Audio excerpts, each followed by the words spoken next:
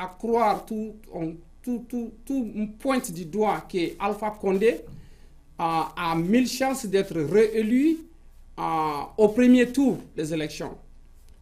Donc, il y a Céline Daline Diallo qui aurait already annoncé qu'il ne fera pas recours à la Cour constitutionnelle et qu'il demande à ses partisans un peu de retenue et qu'au moment opportun, il aura demandé à ses partisans de descendre pour protester, pour manifester pacifiquement dans la rue contre le hold-up électoral. D'après Céline Daline Diallo, tout avait été, cette élection n'était que de la mascarade. La mascarade, quand on sait que la CENI déjà savait ce qu'il était en train de faire, et quand on sait très bien que la CENI travaillait pas pour proclamer des résultats, comment dire, transparents, pas pour proclamer des résultats fiables, mais pour réélire un président déjà qui était là, qui a la majorité à la CENI pour organiser des élections libres et transparentes. Donc, chers invités de Tempo Afrique TV, nous vraiment souhaiterons, nous prions que le dénouement de l'élection présidentielle en Guinée-Conakry ne soit pas comme une Côte d'Ivoire il y a 5 ans de cela, parce que l'Afrique n'en a pas besoin tout simplement. L'Afrique n'en a pas besoin. La Guinée-Conakry n'en a pas besoin. Les pays frontaliers avec la Guinée-Conakry n'en ont pas besoin non plus. C'est ce que nous assistons à chaque fois qu'il y a des élections présidentielles en Afrique. Je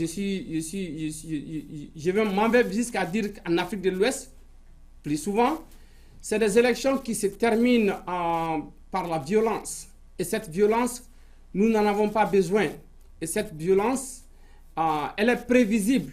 On peut faire des élections libres et transparentes avec des organes qui sont prêts à faire des élections, avec des organes qui sont bien mis en place, avec une opposition qui est fair play, et afin de pouvoir aller aux élections et que le vainqueur soit proclamé vainqueur et que le vaincu reconnaît sa défaite et appelle le vainqueur, comme on a eu l'habitude de le voir souvent avec le cas du Nigeria, avec le cas du Mali, appelle le vainqueur pour lui féliciter de sa réélection ou bien de son élection, et qu'ensemble, toutes les tendances politiques de la Guinée travaillent ensemble pour développer la Guinée. Déjà, avec cette élection, il y avait eu des manifestations en Guinée-Conakry. Il y avait eu des morts d'hommes à Zérékouré, beaucoup plus précisément, où il y a eu des manifestations. Et aller à ces élections et proclamer des résultats au premier tour comme Alpha Condé vainqueur, je pense personnellement que les Guinéens sont forts de caractère, que les politiciens guinéens doivent mettre l'avenir de la Guinée au-dessus de leurs intérêts personnels. Parce qu'en demandant tout simplement à ses partisans de descendre dans la rue pour protester, cette protestation, seul Dieu le sait comment ça peut tourner. Cette protestation déjà on a eu des avertissements du côté du pouvoir présidentiel. Le secrétaire général de la présidence qui déjà a annoncé qu'il n'y a jamais eu de manifestations pacifiques en Guinée. Et que chaque fois qu'il y a des manifestations, ça se transforme toujours en violence. Donc, il aurait déjà averti d'une manière indirecte à l'opposition, même s'il ne l'a pas dit officiellement, c'est un avertissement à l'opposition de ne pas descendre dans la rue d'une manière pour réclamer ce que l'opposition pense qu'il a le plein droit de réclamer.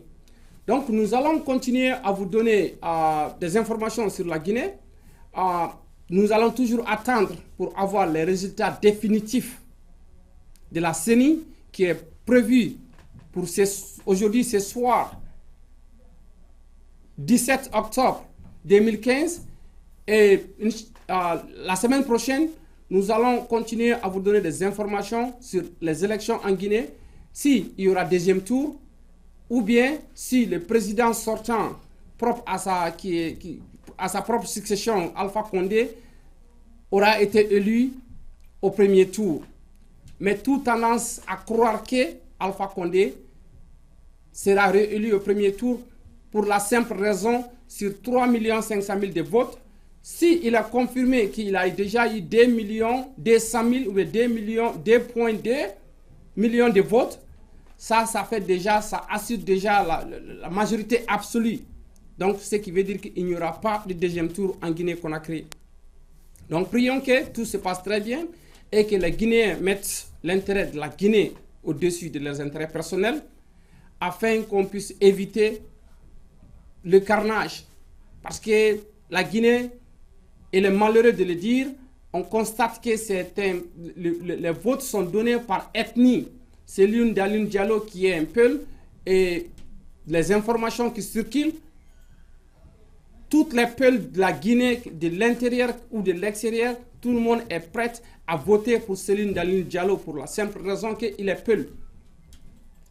Et si Alpha Condé, qui est un maniga ou bien qui veut avoir la majorité des votes des Soso, des Manigas, de tout couleur, donc ça va causer des problèmes. Les élections ne doivent pas être basées sur l'ethnicité du candidat. Les élections doivent être basées sur le programme présenté par les candidats. Quel programme fait l'affaire de la nation? Sous le programme de quel candidat la Guinée peut avancer l'avant?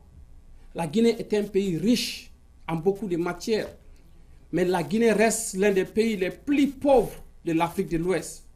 Et pourtant, la Guinée n'a pas seulement que des matières premières, la Guinée a un débouché sur la mer.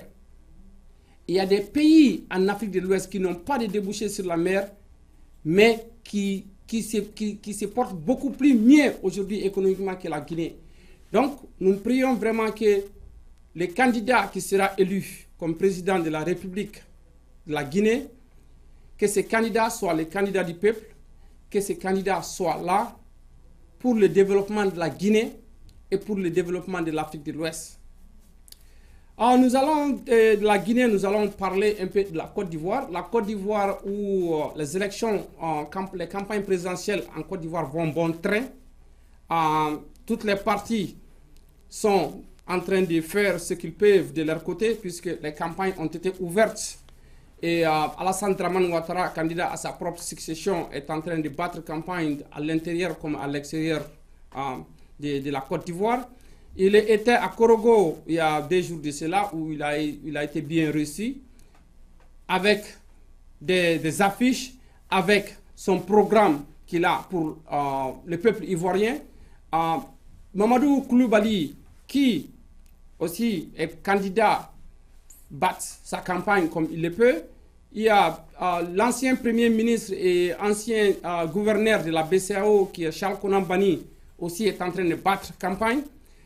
Tout porte à croire que les élections présidentielles en Côte d'Ivoire se passent très bien pour le moment, basées sur la campagne de chaque candidat.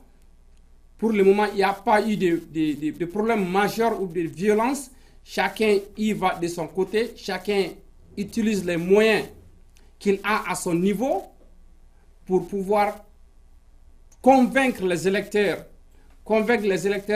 comme quoi qu'il est le bon candidat pour la Côte d'Ivoire. Donc, nous ne pourrons que souhaiter une très bonne chance, puisque les élections en Côte d'Ivoire déjà pointent à l'horizon, c'est pour le 25 octobre. Et le 25 octobre déjà, on peut dire que le 25, ça, dans une semaine, sinon dans moins d'une semaine. Donc, nous allons continuer de vous donner des informations, nous allons continuer de monitoriser la situation en Côte d'Ivoire et nous espérons oser que tout se passera très bien, pas comme la campagne précédente. Et les candidats sont engagés à respecter le verdict des urnes, ce que veut le peuple, tout en sachant que dans l'opposition, il y a toujours eu des problèmes, il y a toujours eu des discussions qui doivent continuer.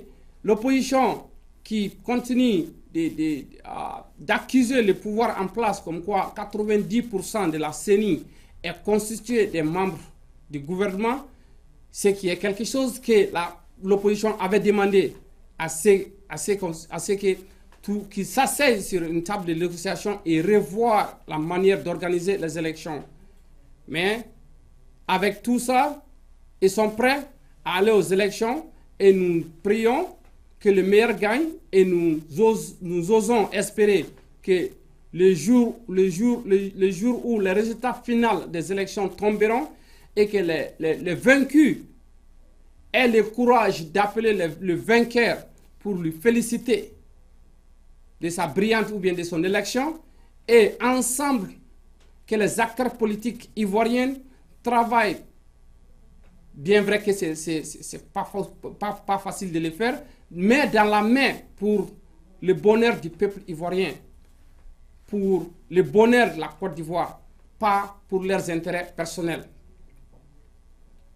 Donc, la Côte d'Ivoire, avec ces élections, les candidats qui continuent de faire leur campagne, et on leur souhaite une très bonne chance, et on attend, et la semaine prochaine, nous allons continuer de vous donner des informations par rapport à l'élection ivoirienne et à l'élection guinéenne aussi. Donc, pour terminer notre rétrospective d'aujourd'hui, nous allons vous donner les dernières informations concernant la situation sociopolitique qui prévalait au Burkina Faso il y a 2 ou 3 semaines de cela. Comme la semaine passée, j'ai eu à l'annoncer sur notre plateau Tempo Afrique TV que Gilbert Diendré et Michel Bassolé, Djibril Bassolé et d'autres compagnons de la RSP avaient été arrêtés. La cour militaire du Burkina Faso a porté 11 chefs d'inculpation contre le général Gilbert Diendré. Et ces inculpations n'ont pas été clarifiées au public, aux reporters, mais quand même Gilbert Diendré est inculpé de 11 chefs d'inculpation par la justice militaire. Pour ne pas dire que c'est fini, parce qu'il y a la cour civile aussi qui fait croire qu'ils vont porter des chefs d'accusation encore contre Gilbert Diendré pour les assassinats qui ont été commis, pour les tueries qui ont été commises lors de la résurrection, le putsch qui s'est passé il y a 2 ou 3 semaines de cela. Donc, Djibril Bassolé, toujours il est en prison. La question qui revient sur toutes les lèvres, bien vrai que les Burkinabés en ont décidé maintenant de faire les élections présidentielles qui avaient été reportées à cause du coup d'État, les élections ont été reprogrammées pour le 29 novembre. Les Burkinabés iront dans les urnes le 29 novembre pour élire leur président démocratiquement élu, qui sera un président du Burkina Faso, qui sera un président de consensus national. Et cela va mettre un fin à la transition burkinabèse. La question qui revient sur toutes les lèvres,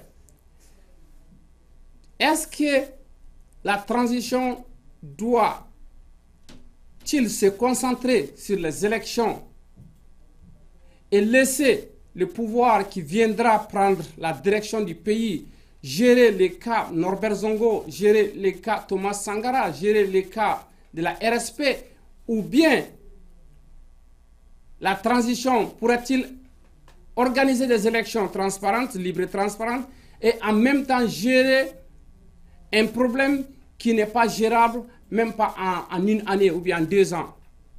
C'est la question qui revient sur toutes les lèvres. Mais pour l'instant, nous savons très bien que la Côte d'Ivoire, je m'excuse, le Burkina Faso, se concentre, les acteurs politiques burkinabés, la société civile burkinabèse, la transition du Burkina se concentre sur la préparation des élections pour le 29 novembre afin de pouvoir élire un président démocratiquement, un président de consensus national et un président qui pourra prendre les rênes du Burkina Faso pour 5 ans et enfin se concentrer sur des problèmes qui vont faire des Burkinabés aller de l'avant. Mademoiselles et messieurs, c'était notre rétrospective d'aujourd'hui. Nous allons continuer la semaine prochaine de vous donner des informations par rapport à la Côte d'Ivoire, par rapport à la Guinée-Conakry, par rapport au Burkina et du reste de l'Afrique et sinon du monde entier. Et nous vous souhaitons une très bonne fin de soirée et passez une très bonne nuit. Merci.